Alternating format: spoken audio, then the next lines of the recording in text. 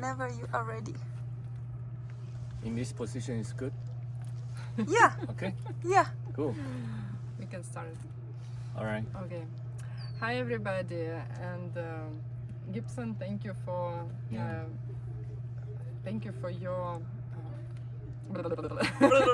Okay. We can always Right. It's not a live stream, so we are okay. No, it's not. Okay, so we have planned an interview today with my friend Gibson. He was actually my first teacher of Tibetan language, and he is a translator. He has finished to translate this book, and we are planning to translate it to other languages, but can you tell a little bit about you? Like, how did you become a translator? Okay. What happened to you? I think we share the similar path. Back to the 2012, this is the first time I read the Diamond Cutter. Somebody recommended me to read it because in that time I was 22 years old. Wow. Similar to your son.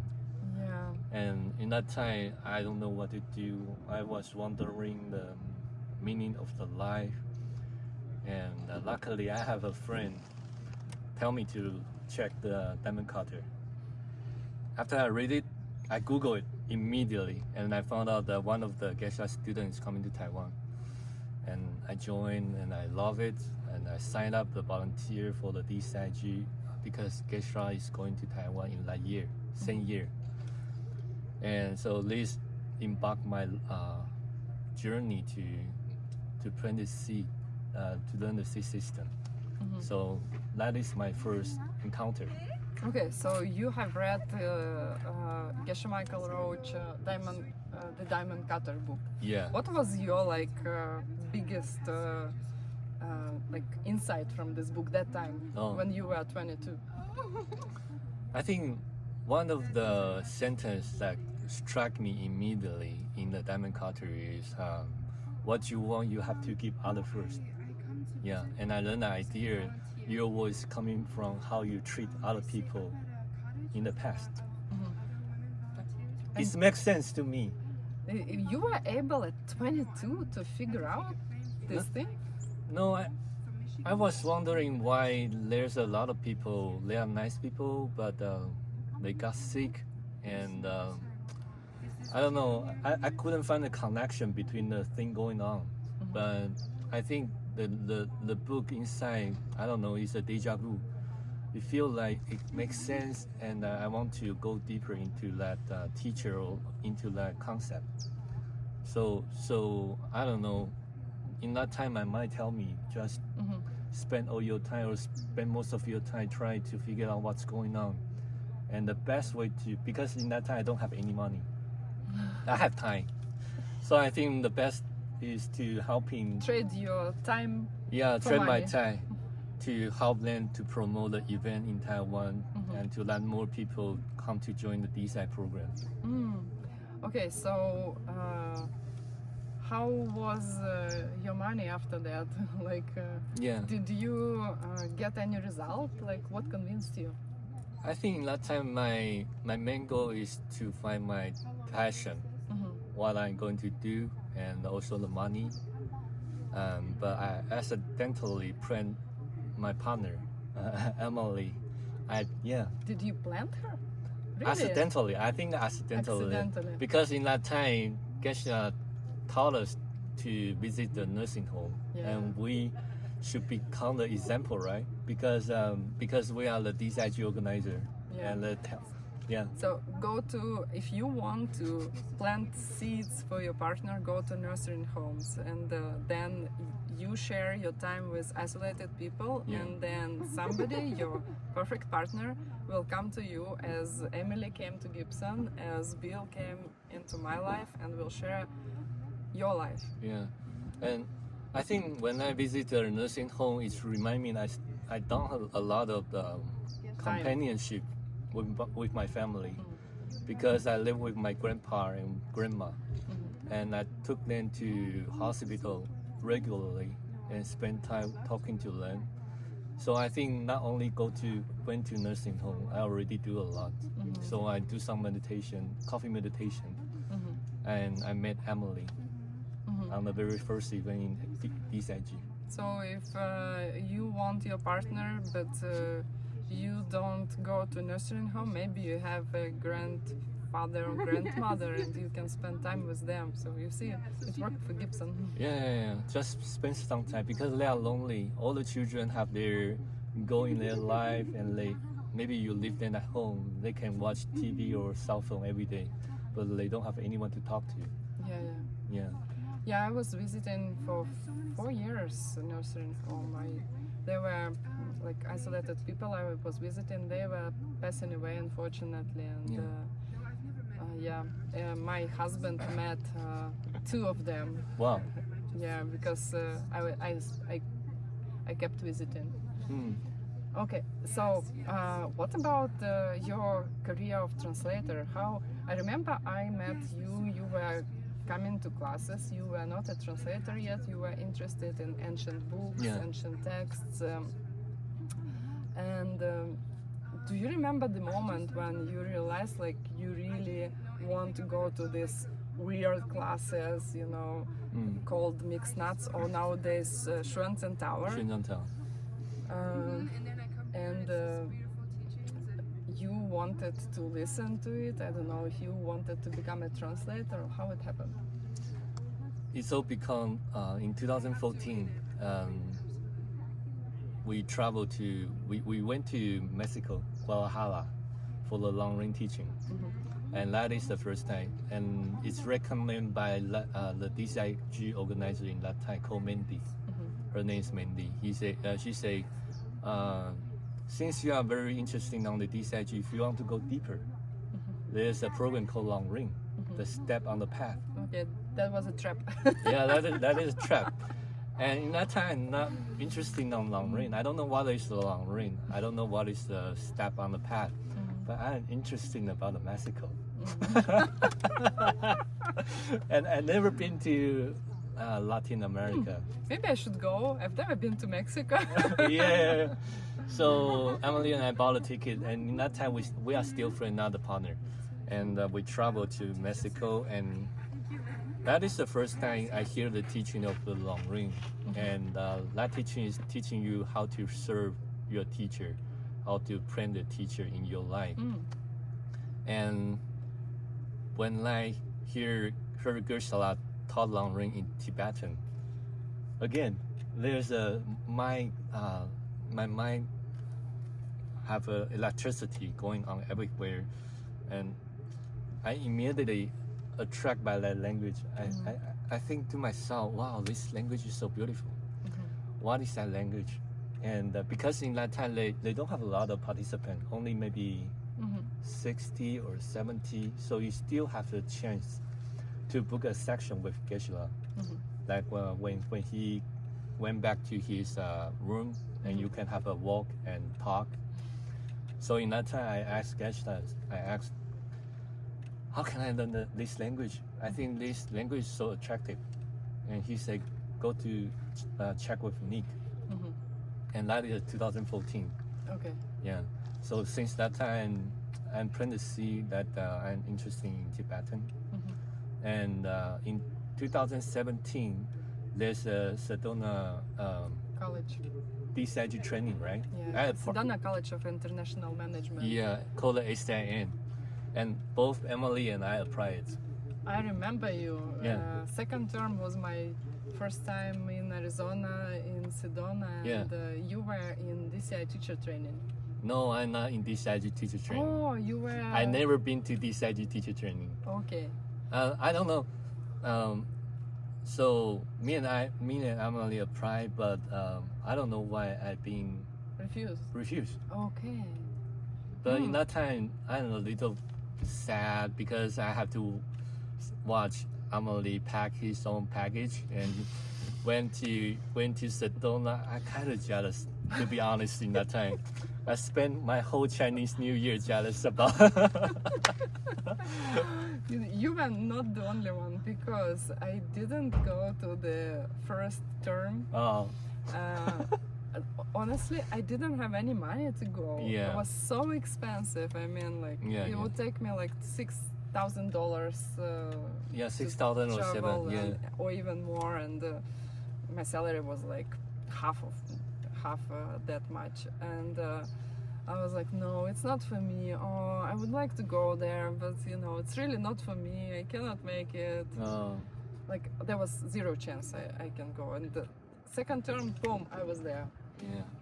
But you know what? Emily is like a Santa Claus. She coming back. She say, "Do you know what? There's something going on upstairs." Oh, okay. So you came for the second term. Was I your- came. Yeah, I came for the second. I didn't go. I didn't join for the first term because I didn't know that happened. Yeah.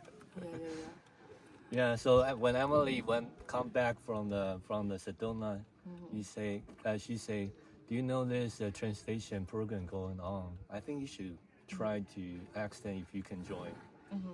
Yeah. And because I already interested in Tibetan, so I said definitely I want to join the program. So I applied, and they are graciously accept me to audit the program. Okay, great. So you were not assigned the book that time, right? Yeah. What did you think about it? All the kids they got a book, right? In that time, I didn't even have the dare to thinking I want the book because I didn't fully understand about English or English on Tibetan. I just sit there thinking about, wow, something must happen, and very important thing is happen. And they keep saying that since the Xinjiang time, this is the largest group of translators. They are being together to do some translation. I just sit there learning some the wisdom concept and the translation, and I plant the seed in my mind. I hope I can try to understand what's going on there. And yeah, that is my first few turn, to be honest. Yeah, I remember I went upstairs. Like we had 2 floors in Sedona College of International Management. The first floor for DCI global teachers, and the second floor for translators. And they were like really nerds, you know, like like weird people translating for 5 hours every day, like ancient texts. And it was not clear to me what's going on upstairs, really. I just have seen people descending time to time, and Gibson obviously among these people. And once, because they told us, you can go upstairs and check it out, like what's going on, and nobody was going. My friend Uta, she went and she invited me with her. I was like, yeah, okay, let's see. And I remember I was at this class.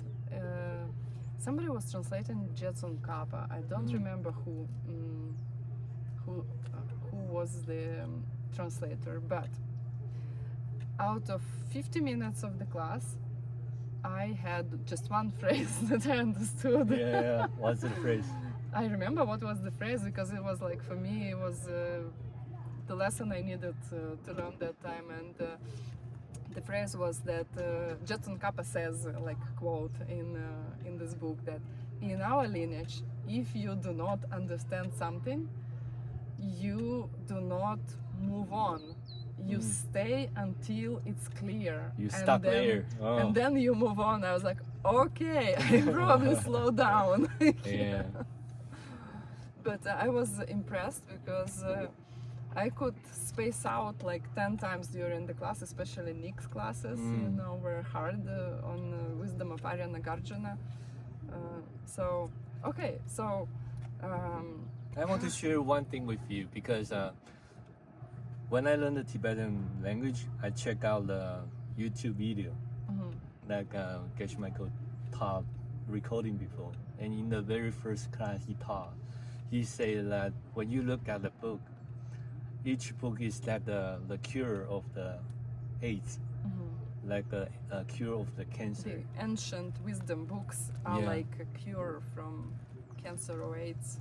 It's much more important because the AIDS and cancer maybe can cure for only one lifetime. But if you can beat the death forever, then you can become a being who can help everyone secretly and nicely. And I think this is the why keep me in the mixed nut class, because I think maybe this is the result I planned, because I told you that in the DCIG I want to find the meaning of the life.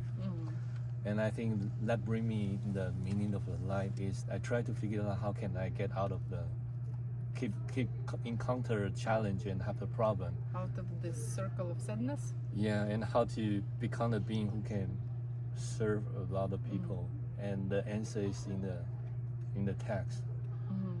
Yeah. So if you can describe in like couple phrases what was your life before you became a translator and even got interested into these things, and now, like, what is the main difference?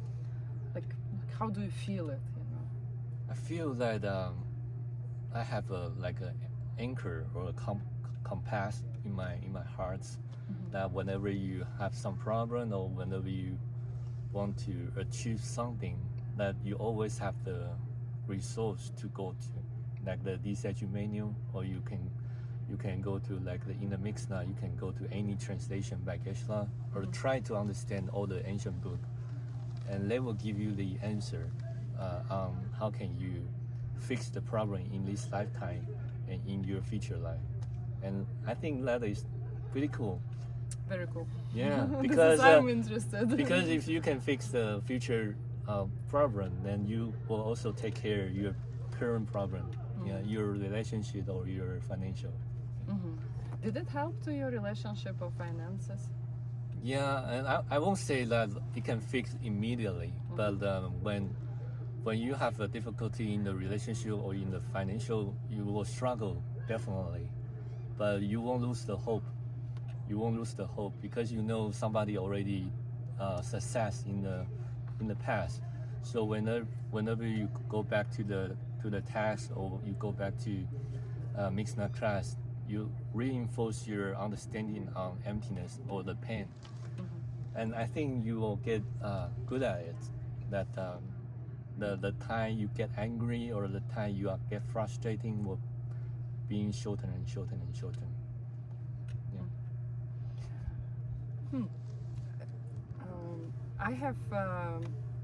We have many students and people in the audience that have, like, they're leading normal life, and they have no time to study or to follow long classes or something like that. But maybe they also have this problem. They don't know what is the meaning of their life, and they have problems with no solutions. They think maybe they can find the solution and then they will be forever happy, and then kind of it happens again and again, right? What would be your advice to these people? They have problems, they have no time really to spend to study much. Yeah, I think one of the things is to share what you know first, because when I get into the mixed nut program, I think you and I agree that you don't want to understand. No, you don't want to. That we thought we can understand everything after we learning after that 1 hour, but that is impossible. And if you want to have that mindset to go into the class, you will get crazy. Because you will think to yourself, oh, I don't know what's going on here. Maybe I will leave this one for the next life. Maybe I will feel stupid, right? And Yeah. it's unpleasant. There's have a lot of criticizing in your mind. I feel so stupid or dumb. I don't know anything going on. But I think in Geshe studying, they have a system. Is you go into a class, you just open your ear. This is what he told me first Yeah, time. yeah. I came. He said, like, Your mind is like an umbrella, works only wide open. Just open your ears and do not stress out. You will not understand anything anyway. Yeah. But it will plant a seed in your mind, and the seed will ripen. And yeah, me not studying Tibetan and understanding it better and better, it's a miracle. Yeah, I think Ina is a great example because in that time we are like a teammates because we are both want to master our language and also learn what's going on in the class. And both of us are what we are doing. I believe is whenever we come back to our own country, we will share what we know Yeah, exactly. to other people. Even you only know 20%, 10%, that is okay. Share what you are most excited to you. And I think what you can do is, if you don't have time, maybe you just, when you are washing the dishes or just laying on the bed, or you can play the recording. You just listen to it and don't get stretched out. You just relax. And how to plant the seed to know what's going on in the class is to share what you know to other people. Maybe it's a D side content or Y side content, anything, not necessarily about the mixed nuts. And you can also Mixed nuts is the most difficult to yeah, share. yeah. I think so. The other thing is every time do you remember every time the mixed nut is ending in the Sedona, the section is going to the end. Mhm. Geshe will encourage us to help in the Asian Legacy Library. Do you remember that? Yeah. Yeah.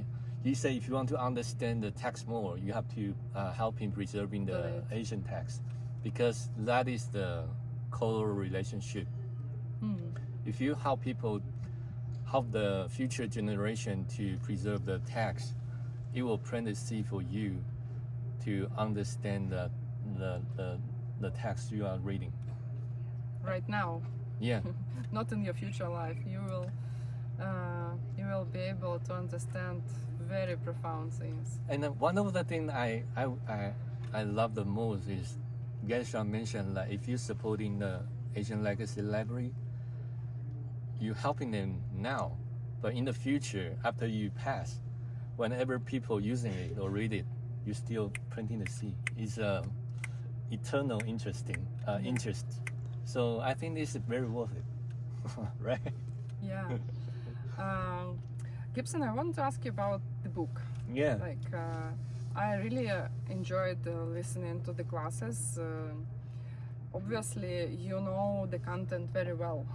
I try to. You try to.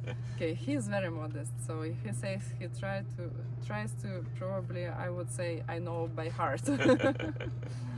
So, what is, I don't know, what is the most favorite part of this book, or maybe what you think will be the most helpful to people nowadays out of this book? Yeah, I think out of this book, it's relate to my first long ring in Mexico. Because in that time, Geshe teaching, you must find a teacher who can guide you to know what's going on happening in the world, and the real, the real worldview, that everything is coming from you. And in this text or in this book, my favorite part is Gibson Kappa it is the first time he revealed his inner self. Because when he was very modest always, right? Yeah. Gibson Kappa, he wrote so many books. He has never claimed that he is any kind of master or a teacher. If you go to the last part about the colophon, you know why we have this book is his teacher, his student, at his age of 52, asked him, "Can you tell more about your inner world?" And he say, "Oh, okay, I will write a book about this, but it is all about I want to remember the long ring. I forget I'm afraid I will forget about it in the future, so I will write this down." And in this text, he keeps saying that I am the practitioner, and this is how I did it. And you, if you want to be freedom, you can follow me. He says that I'm the master, right? Or Yeah, something master, like that. like a nanjo, like yogi. Yeah, was somewhere here. Yeah, I, the deep practitioner, have accomplished my practice this way, and you, who hope for freedom, should do your practice the same. Yeah. It's stunning because he's so modest in all other books, but this one, that was the last one in his Yeah. lifetime. And I think if you are doing the 7 preliminary meditation in the morning, I think you can bring one of the chords into your meditation, and you will be like you can bring Jason Kappa to your mind, and you will be like he talking to your heart, say, this is what I do. And if you want to be freedom, then you can do the same. And one of my favorite part is the 6th perfection. You say if you want to be be successful, if you want to don't worry about the money, if you want to cut the stinginess, you have to keep sharing, be generosity to other people. And I think you can, when you ever have time, you just randomly open one page and try to think how this can relate to your life, and I think this is very applicable. I want to tell you guys that this book is sold out here at the Yes. event in Diamond Mountain, like first day, boom, gone. But there are more books that can be ordered online, and we plan to translate it in other languages. So if you speak Ukrainian or Russian or I don't know, probably German, Chinese, it will be translated also to your languages. Yeah. Do you want to talk about what is the long ring in the very brief? What is the Lamrim? Yeah, what is the long ring? Lamrim is like IKEA. You want to build a chair. Oh, yeah. You get it in parts, you know, like you have you have a pile of details, right? And you have an instruction. So if you follow instruction, like number 1, take this part and this part, connect it, you know, use the screwdriver, etc. Then if you follow it correctly, then you get your chair, you get your result. Yeah. So, but what if your goal is a little bit more difficult than a chair, right? What if if you figure that your mind is so powerful that you can create anything, Yeah. literally anything, and you want to become a being who, how should we say it? Let's be honest, completely honest. Yeah. I think one of the story Gesha shared yesterday is he go to a fancy restaurant and he secretly pay a meal for other people, and he look the face of other people and he enjoying helping them, but they don't know who's helping them. I think this is one of the life I want to live. If you can become a being that not only one body, you can have a multiple body to serve infinity, your family member or the people you don't know, or even the animal, and try to helping them to understand and how to have a meaningful life, and how can they become a being who can help all the people, all the living beings. I think this is the ultimate goal. In other words, I would say that if like I come from science, right? Yeah. I'm a medical doctor, and I'm a PhD, and